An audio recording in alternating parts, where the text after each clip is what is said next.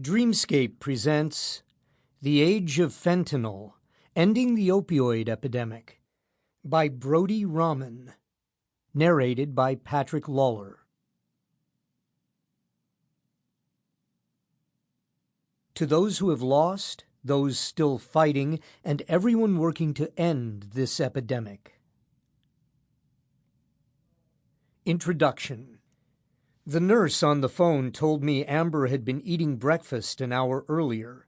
She had seemed well, but now she was hardly breathing. She wouldn't wake up. When I entered the room, she was unconscious. She looked so peaceful, her long black hair spread across the pillow. I placed an oxygen meter on her right index finger and saw the blue sapphire glow under her nails, the sign of hypoxia I had seen in my textbooks.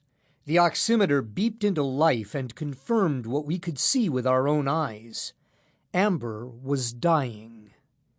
The most accurate sign of an opioid overdose is a person taking fewer than 12 breaths a minute.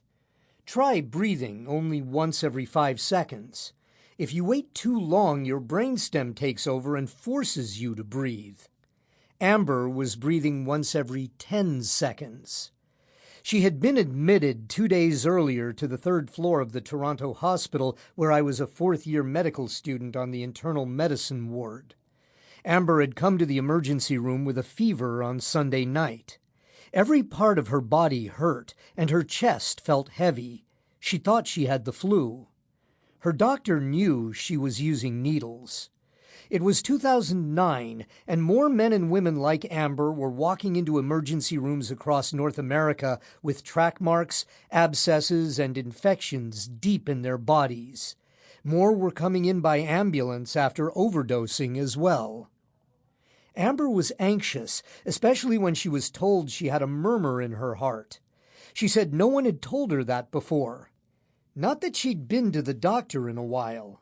Her mother drank and her father was long gone. Her teachers cared about her, but she had left school and home at 16.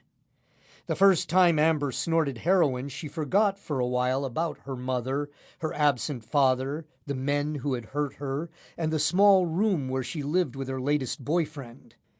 The heroin traveled to the opioid receptors in her central and peripheral nervous system. The opioid flooded her brain with the pleasure molecule dopamine. She felt no pain. It was like floating in a pool of warm salt water. She had been injecting for only a month when her fevers started. The heart murmur and the red sore. Sample complete. Ready to continue?